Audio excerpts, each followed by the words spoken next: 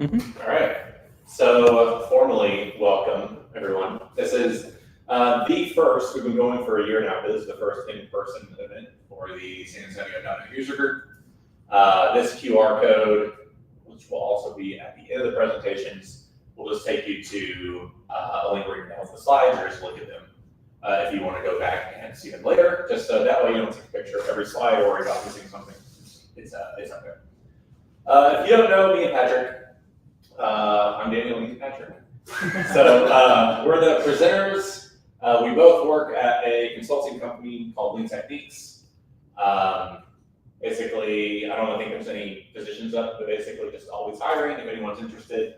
It's a dev, IT consulting kind of, we do digital transformations. So sometimes it's helping people learn how to do tests for the first time. Sometimes it's going to their cloud. Sometimes it's just learning how to ship faster, things like that. I'm a Microsoft MVP in .NET and a JetBrains community contributor, and you can find me online at these places. And anything you want to say? I'm not as cool as Daniel, but I'm pretty cool. Yeah, Patrick. So Patrick, also cool. And you can find Patrick online at those places. Team Patrick! Yeah. All right, sponsors. Obviously, first DevSA, because we're using the space. So along with that is Geekdom, because it's keeping space. So thank you, DevSA and Geekdom, for letting us present here. Lastly, Lean Techniques again, because they are paying for the food. So thank you, LT. All right, cool. So before we get into the actual stuff, just as a reminder, or if you didn't know, the way .NET versions work now is they do one major version every year in November. The even numbers are long-term support. This is not an even number, it's version 9 this year. So that means it's standard term support, and it will not be officially supported or it will be officially supported for 18 months. It doesn't mean it's lower quality than the even numbers or anything, it's just STS versus LTS. Also, please appreciate my slide here, how the one box is for one major version, and even numbers is the 2 box. Thank you for noticing. 3 is, I guess 9 is, yeah, 18. Please notice my presentation skills. All right, so the outline of this is we're cutting it up into 4 chunks. This is kind of what Microsoft did as well in the rundown of updates. First .NET, then ASP.NET Core, then C#, then the new stuff in Unity Framework. So I'll be doing these first 2, and then Patrick will be doing 3 and 4. Okay, so first, new stuff in .NET. Performance improvements. I'm not going to go over really anything in this because it is a ton of stuff. It's kind of hard not to understate this. This is maybe the biggest thing in every .NET release, just because like almost everything has been improved, and they're usually like big improvements in performance. Every year, Stephen Taub does a blog post where the scroll bar is about this big, where he talks about the changes that were made, and he goes into the changes in the like assembly code, and it takes literally several hours to go through that post. So if you care about getting that nitty gritty, you can go and look at that. It is pretty cool stuff. But just for this presentation, lots of performance improvements. There is a new feature, I guess, for feature toggles, where if you're using native ahead of time compilation and the feature is disabled, the code will actually be removed when you build your program. So if you can see this, this little attribute here, feature switch definition, it's using feature is supported. Down here in the XML, it's using feature is supported and is false. So this code, the implementation, will not even be included when the app is built because it's turned off. So that's pretty cool. New link methods, there's 2 new ones, count by and aggregate by. They're both possible with current link stuff. They're just a little cleaner. So here's an example. Here's the old way.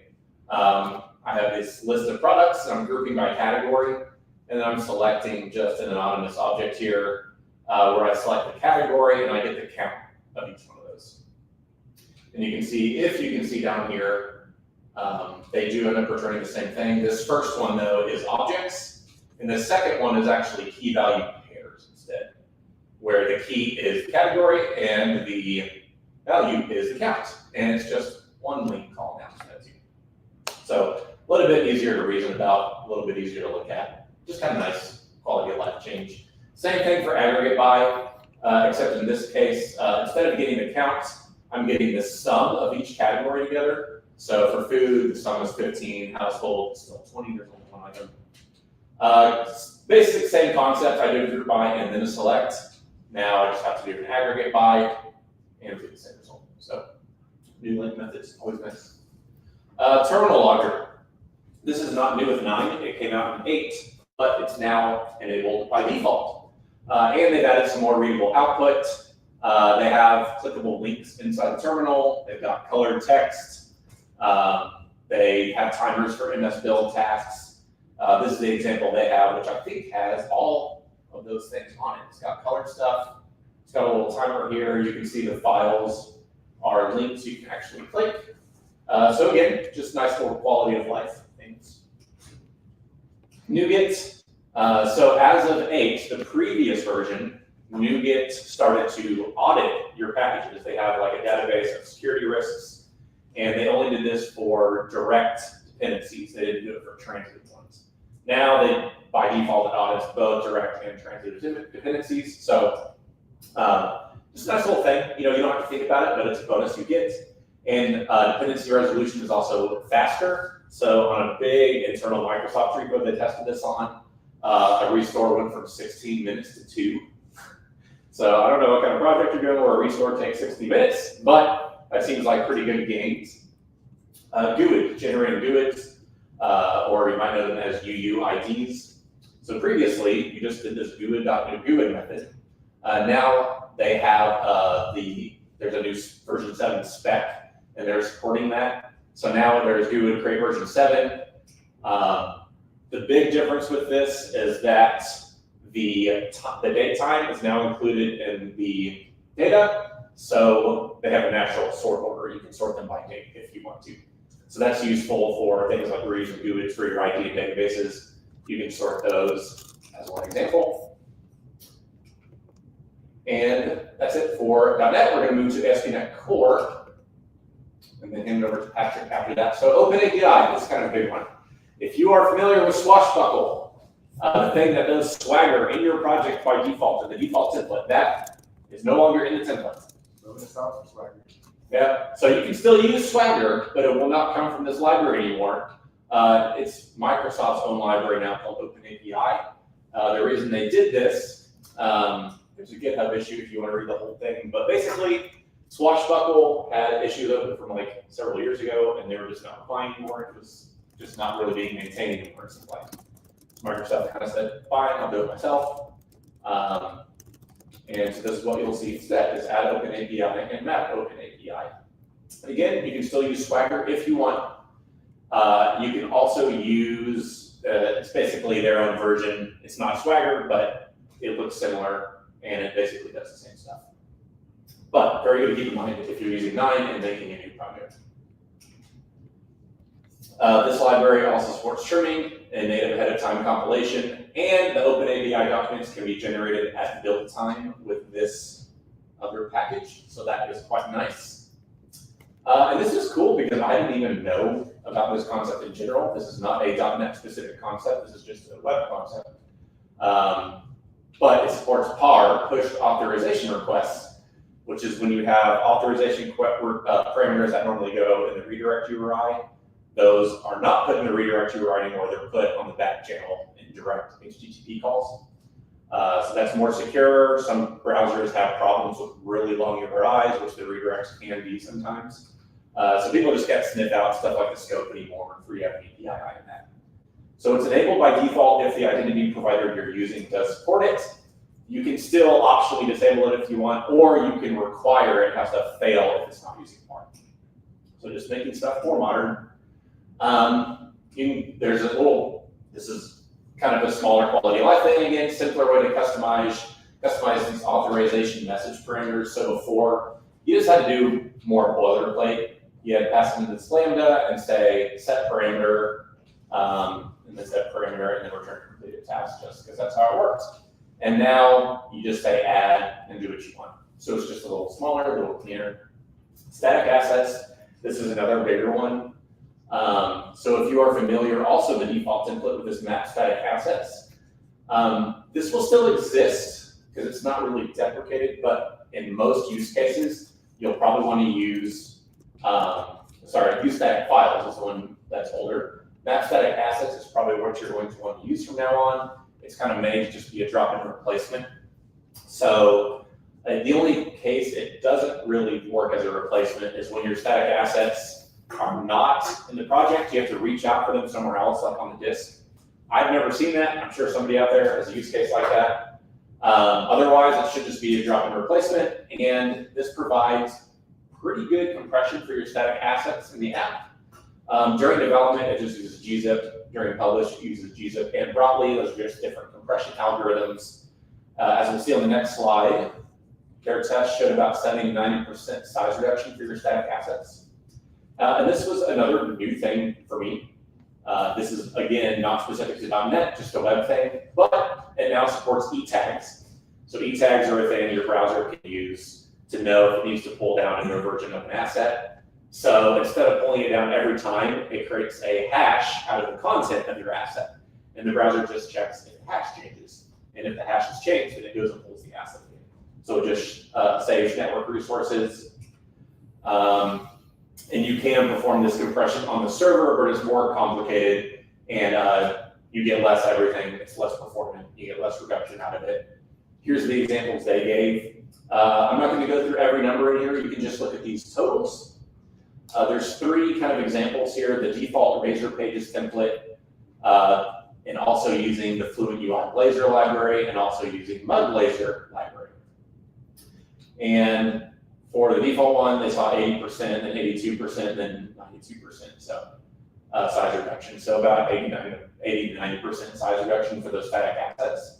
So that's pretty cool. For, again, something that's just free. You just change the method that's being used. Some Blazor changes. There's a new template. I'm not going to go over the template, but there's a new Blazor template that's supposed to make it easier to do these .NET MAUI native and Blazor web client apps that are sharing the UI.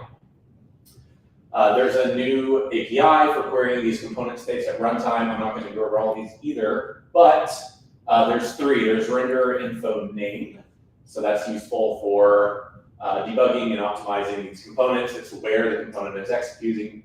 There's if it's interactive, and that's if it's interactive. So it's true if it's interactive, and it's false if it's pre-rendering or you're doing the static SSR.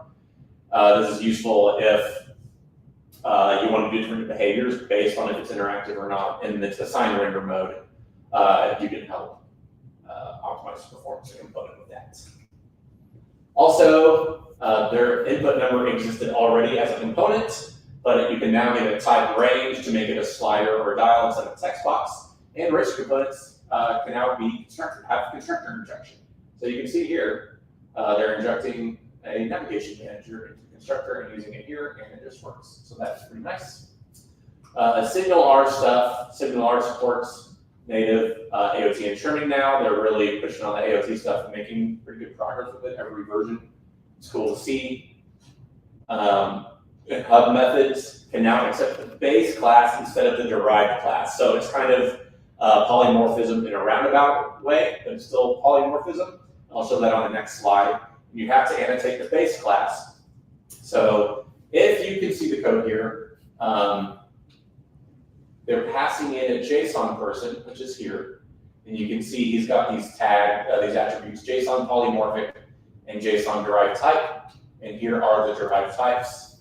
And here they're doing some logic based on which derived type it is. So that works. And it is polymorphism, you just gotta use these attributes. Some more stuff for minimal APIs. Just some more static methods. There are some methods to return typed results, minimal APIs, and these were added to just return 500 internal server error ones. So you can say typed results internal server error, and then you'll get a 500 back with this message. Hybrid cache, I would say this is another one of the more major changes. So currently there's iDistributed cache and iMemory cache, depending which kind you're using, if it's a distributed system or it's just in memory. So they've created a new one called hybrid cache, which is intended to replace both of those. And on top of that, it's cleaner. So here's the way the old stuff worked, which there's nothing wrong with it. It's just, you kind of have the same exact workflow every time you're using a cache. You try to get the value. If it's a cache miss, put it in the cache and return the thing. If it wasn't a cache miss, return what you got from the cache. And that's what all this is doing. Well, the new way said people are doing this the same way every time. So we're just create a get or create async method. If there's a cache miss, you give it a method to call to get the stuff. And that's the new way now. So it's just shorter, remove some of the boilerplate stuff. And now there's one caching package instead of two. So that's pretty nice. For the developer exception page for web apps, there's some more info in there now. So that's nice. Helps for debugging. More info is always good. Includes endpoint metadata. And they kind of said, while we were in there, we noticed that some things weren't consistent with text traffic and table sizes and stuff. So we just made it look prettier, basically. So this red box here is the new info. Might be some stuff here that helps you figure out what's going wrong. Again, just more info is always nice when we debugging, so that's in there now. This is not specific to ASP.NET Core stuff, but the way some collections show up in the debugger has changed. So this example is with the dictionary. You can see here on the left side, they have the index, and on the right side is the key value pair. Well, the new way instead just shows the key on the left side and the value on the right side. So that's what you care about anyway. It's just a little easier to read. The reason this is in the ASP.NET Core section is because a lot of ASP.NET Core specific types get affected by this, like headers, query strings, view data, and route data, things like that. So those are nice benefits. Improved Kestrel connection metrics. So before, you did not get the reason a connection failed in the Kestrel metrics. You had to really dig into the server logs for that, which there are a lot of, and it sucks. So this new Kestrel connection duration metric now includes the connection close reason. I think this attribute is new. This one is not.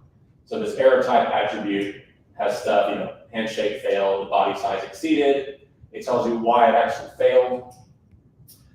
Again, previously, you had to look at all the logs. Those are expensive to store because there's a ton of them, and also because there's a ton of them, it just sucks to look through that. So this obviously really helps for debugging things that are going wrong. And because they are metrics, like all metrics, you can use dashboards. You can make dashboards and alerts out of them. So maybe you say, we have this many connection resets a week, something like that. They're coming from these IPs, things like that. So that's it for the ASP.NET Core section. Patrick will do C# and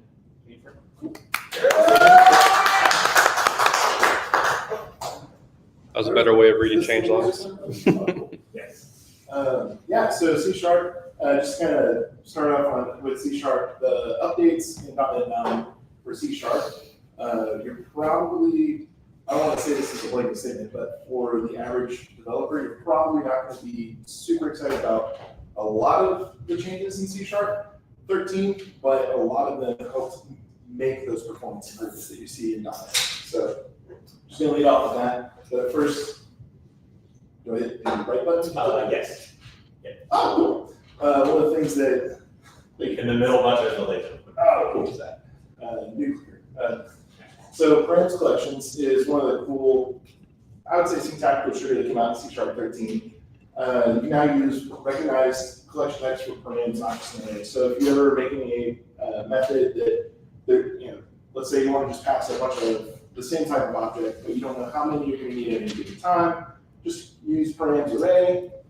So now you can use read-only span, you can use collections, anything that implements the I collection. So now you can do stuff like that, params, read-only span of type T, so you can add some generics through, well, you already could do generics with the array, but now it doesn't have to be specifically an array. I thought that one was kind of nice. I didn't put any of these in any particular order. I thought that one was clever. It's about time that it's not just an array, we can use other things. Now there's also a new escape sequence. This one's really exciting. I'm just kidding, I was a little bit sarcastic.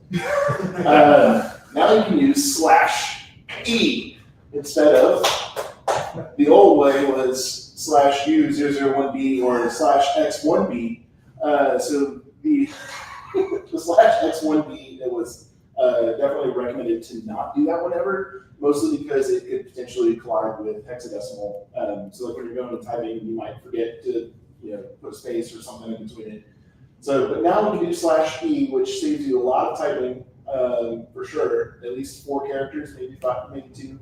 But this represents the escape key, the escape button. So it'll make maybe some input algorithms a little bit more concise. That was kind of clever. I thought it was cool. /E for escape. For the 2 repos who were using the old version, They they're probably really happy about that. Yeah, that was probably the 14-minute increase was giving me Yeah, 4 all that characters. Oh, you're good. Another one that's kind of cool that I haven't found a way for me to find it super useful yet, but I thought it was nifty.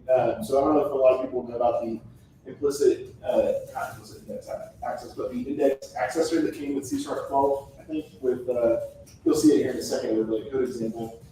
But, with the arrays, like using the collection expression, you can use the caret to say from the end.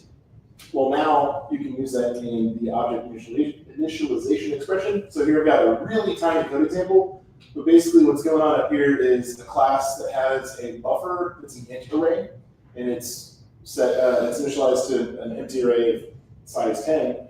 But down here, when we're initializing it in our constructor for this other class, we can use caret1. It's basically caret1 equals 0, caret2 equals 1.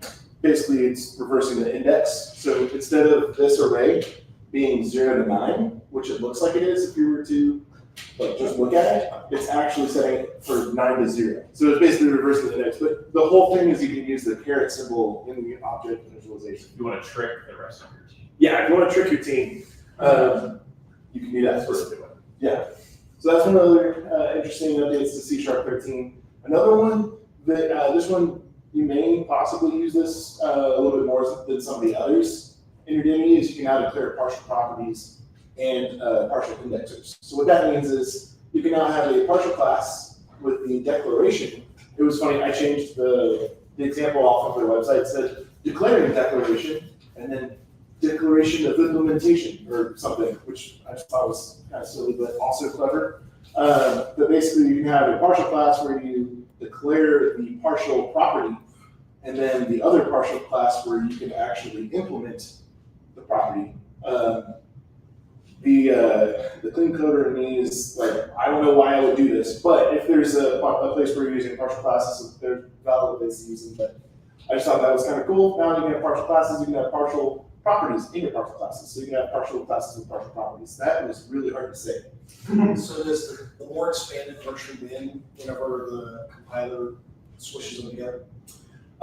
Yeah, so here, because That's an auto-implemented property. it's using some things behind the scenes, I'm trying to remember specifically, but behind the scenes, it's actually using a prioritization to determine that this is the actual implementation. Yeah. You might get I didn't actually try, but you might get some kind of a inline error when trying to do it quote unquote wrong.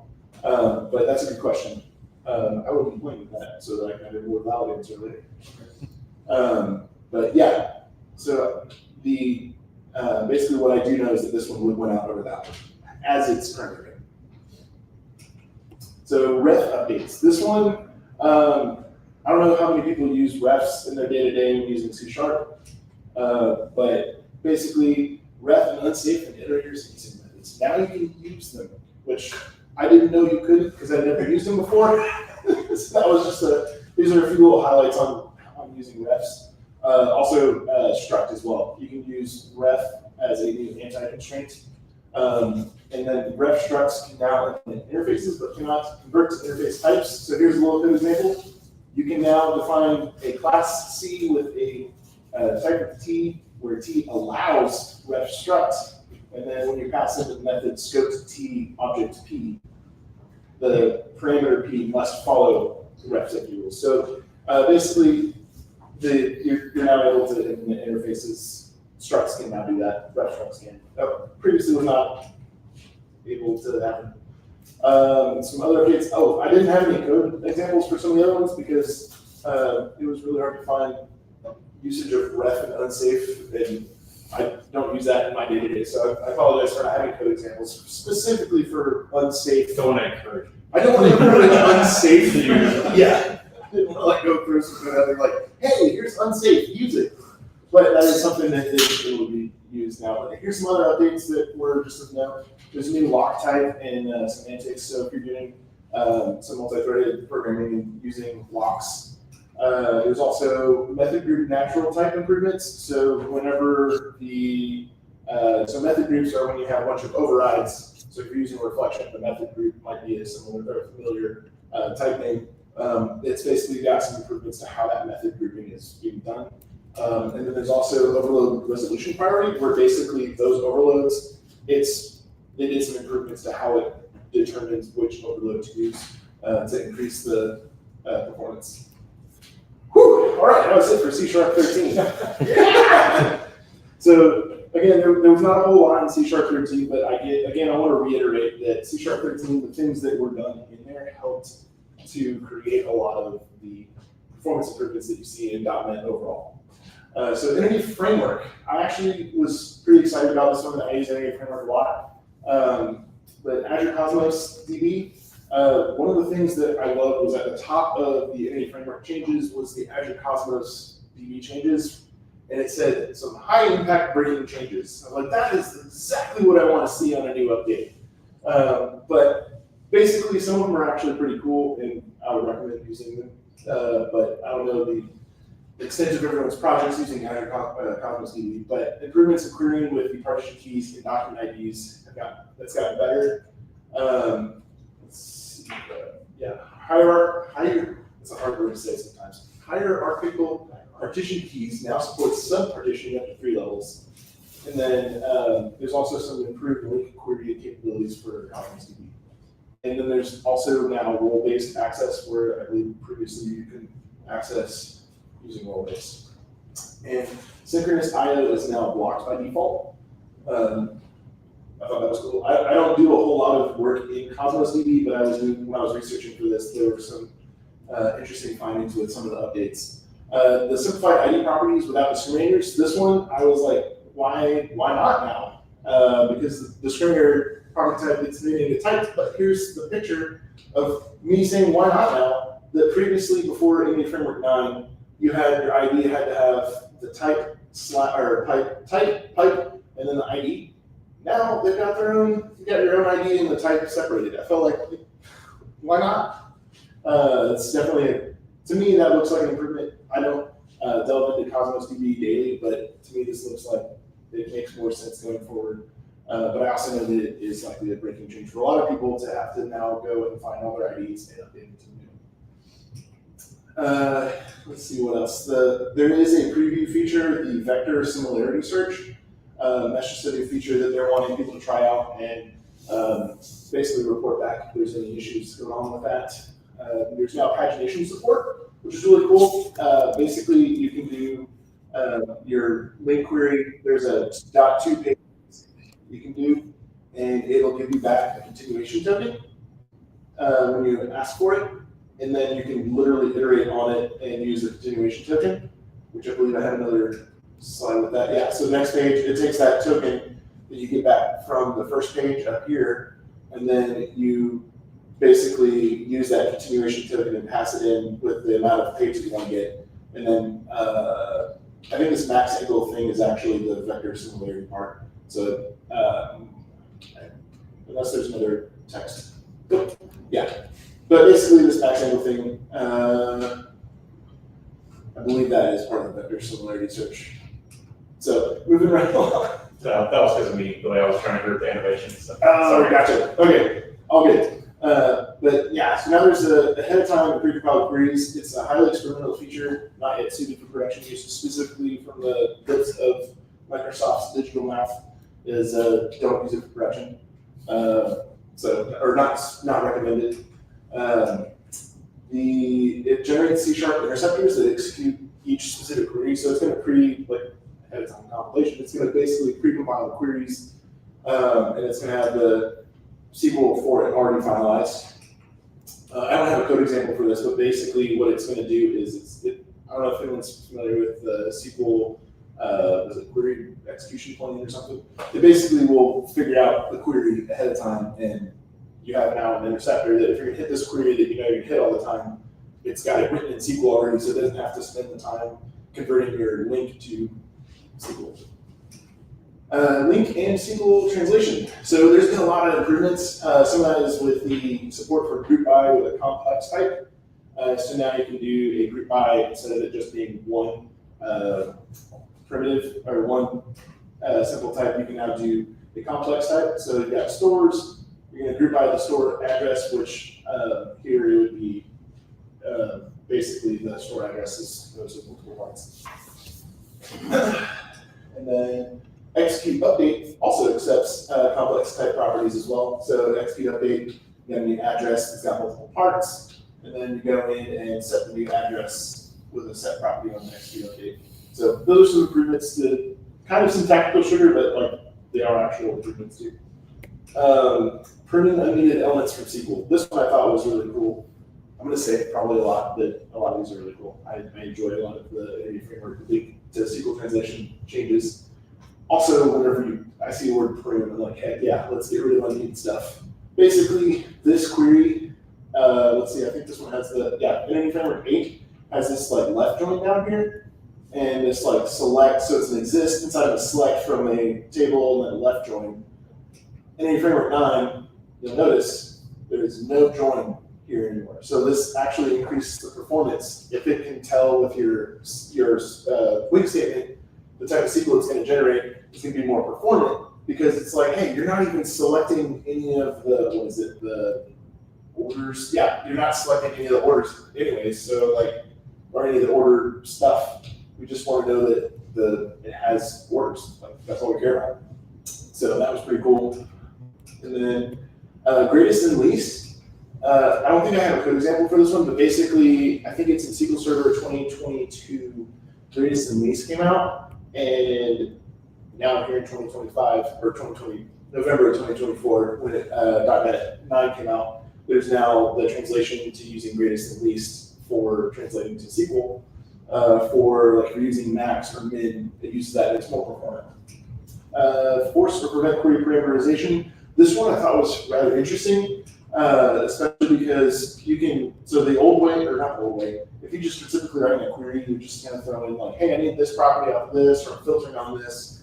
But there's sometimes where it's more performant for something to be considered a constant or a parameter in your SQL queries. And so what's going on here is you can actually use ef.constant to make the passed-in ID that you're passing be referred to as a constant in the query rather than it being a parameterized variable. But you can also force something to be a parameter. So depending on the situation, this may or may not increase the performance of your SQL queries if you're specifying that something is a constant or a parameter. Entity Framework already does a fairly decent job of determining that, but if there's a specific query that you're writing that you're like, this needs to be a constant, or this needs to be a parameter, you can now do that.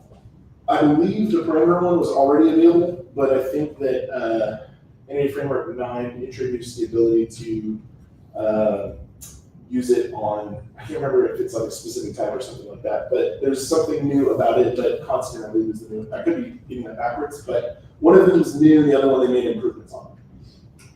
Let's see.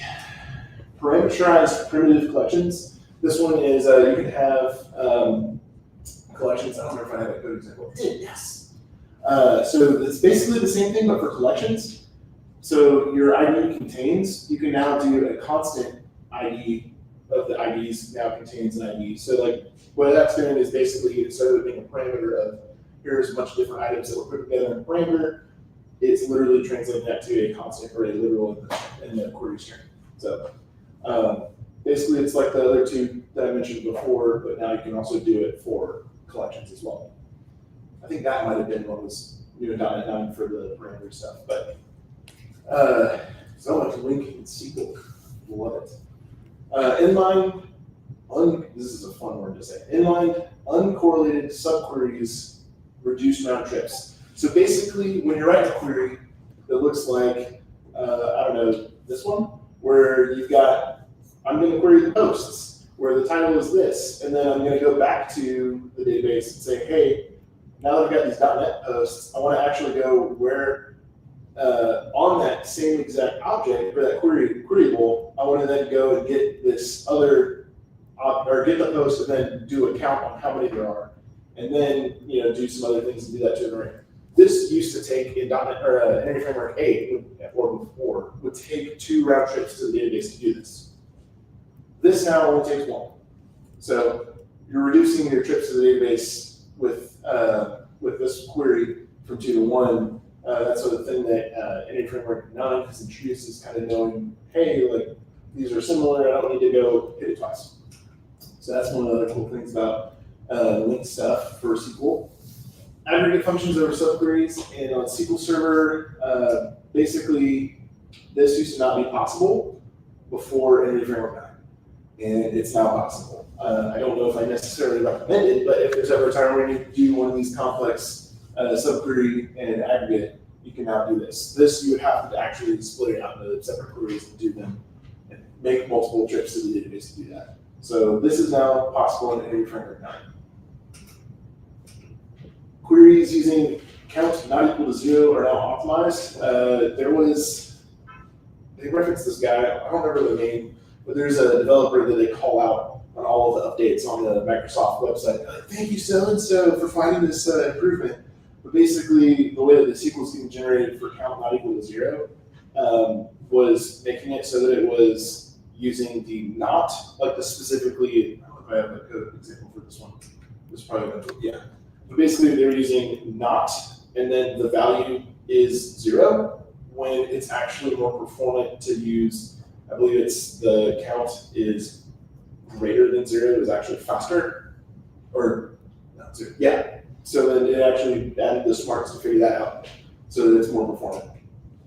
C# semantics for comparison operators on nullable values. There was actually an update to where the way that Link to SQL was handling null operators, the way it was translating the code, was different than how if you were to approach it. I can't remember if it was SQLite supposedly already did it correctly, but Link to SQL Server did it differently. And so now the update now makes it so that it actually makes logical sense the way that you have to do it, because the way that you would do it in Link and C# was almost backwards to how SQL handles it. So that, yeah, so this is the code example. So like here was, we're not nullable int 1 is greater than nullable int 2. So if 8, I think it was, this was the old way of doing it, and that wouldn't always return the expected results. And so the new one now returns this, which is more closely to how the logic would look if you were doing it in C#, like when you're doing like truth tables or whatever. Truth tables, Boolean tables, I don't remember what they're called, but some discrete math term. Order and order descending, they're a new thing. Basically, order and order descending is like order by descending, but you don't have to do it properly. It'll just order it by the natural order of the table, or descending. Also, the logical negation operators, I think this is what I really meant to talk about earlier, was instead of being not. So here was not greater than 0, they changed it to is less than or equal to 0, and this actually produces the results that you would expect. So I think earlier I spoke on the not thing. This is the not thing that I'm going to talk about, where it actually produces the results that make sense if you're to do that with Boolean truth tables. All right, migrations and tooling. Also one of my favorite parts of any framework. Protection against concurrent migrations. I don't recommend concurrent migrations, so more protection against it I think is great. Also, if you try to do that, it will actually warn the operators, or warn you whenever it can't be running inside of a transaction. So that's kind of a new helpful thing. And then there's also an improved data seeding. Like the way that you would normally do it, I guess normally, the way that you could, one of the ways that you could do it was you have to kind of like hard code, go do some stuff. But now they've actually added some improved ways to be able to see the data and upload it or insert it automatically. Also, reduce the code size for migrations for an existing table into a SQL Server temporal table. I don't remember the percentage, but it just reduced the size of the actual code to do that. If anybody's ever made a SQL or any framework migration for anything, there's a lot of code that just gets generated. So it's always great to have something smaller that does the same thing. Also, there's tooling updates for fewer rebuilds. So whenever you go to do any framework, whenever you try to do a create a new migration or you're trying to update a database, you can actually have it's working with MSBuild to, I think it's working with MSBuild if I remember correctly, but basically to detect that it doesn't need to do a rebuild to do it. Because if you were to like, in any framework 8, just go make migration and then update database, it would build every time unless you told it no rebuild. And so this new tooling sort of detects that. And I think they have a call out on their website, on the Microsoft website, to let them know if anything happens with it, because it's messing with MSBuild, which is used widely for a lot of things. It's whenever you mess with build tools, definitely want to make sure that even if it's good and you're like, hey, we're releasing it, they really want to know if it messes up for you. So that was an interesting call out. Model building. So auto-compiled models. That's one new thing they've added. It's basically your model gets kind of built in, I can't remember the exact phrasing for it, but also the build integration. So the auto-compiled models basically pre-compile the model so that you can use it quicker. I don't remember off the top of my head, I'm actually blanking on that one. But auto-compiled models was something introduced in NA Framework 9 that supposedly helps speed up if you're going to be reusing the models multiple times, so that you're not having to do as much, or not do as much work, but that behind the scenes, not as much work is needing to be done to spin them up. Then there's build integration, like I said, with the tooling. There's some stuff that comes with this package. The link is on here, so if you go get the notes there, it's a link to this particular package. There's just some updates in tooling, like I said, about NA Framework 9, that if anything goes wrong, they want to know about it, but also they got some cool new stuff to help out. Read-only primitive collections. You can now put collections on tables. There's like a special way. I have not done this in any professional manner yet, but supposedly you can put primitive collections on your models and store them in the database, and it's read-only. That's something that's new. I don't have any recommendations around it, but it's a new feature that they did. And then fill factor is also something that I don't particularly use often, if not at all, but you can now specify it's a SQL Server thing. It's a feature on SQL Server that now NA Framework 9 now supports. And then make existing model building conventions more extensible. I believe I might have a code example, maybe not, but basically the code example that might be linking to. There was like this one way of doing a certain type of extension that just similar to the caching was just a lot of stuff, and then they like reduced it to like, hey, you just really need to focus on like a small section of it, a small method. Apply configurations from assembly. It can now call non-public constructors. This one, I don't know if anybody's familiar with an Entity Framework. You can use the apply configurations from assembly. Basically, if your model implements its, I think, IEntity type configuration or configurable, and then a generics of that typing, it then gives you like a thing that you can implement for all of the configuration on your table. So you can say, I want this table to have some crazy key or whatever, or a foreign key relationship.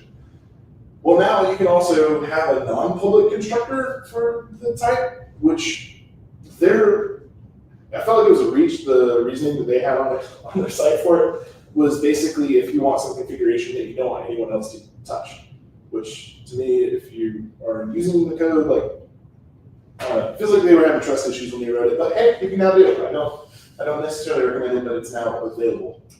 SQL Server Hierarchy ID. This one is just syntactic sugar for the hierarchy ID path generation. Basically, you can now do this. So you get Daisy. There's a half-life.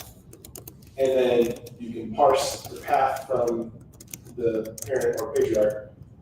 So child 1 would be toast. And then now you can insert a new halfling in between at, I think it's 1-1,5. So basically what this does is it inserts a child in between the two. It's just basically an easier way of doing it. It's just syntactic sugar. Basically, you don't have to do as much work to just do a simple insert with the hierarchy. I think that's all. I don't know if we didn't actually talk about this when we did the recap. You're right, and we did. Okay, we could share. No, Sure.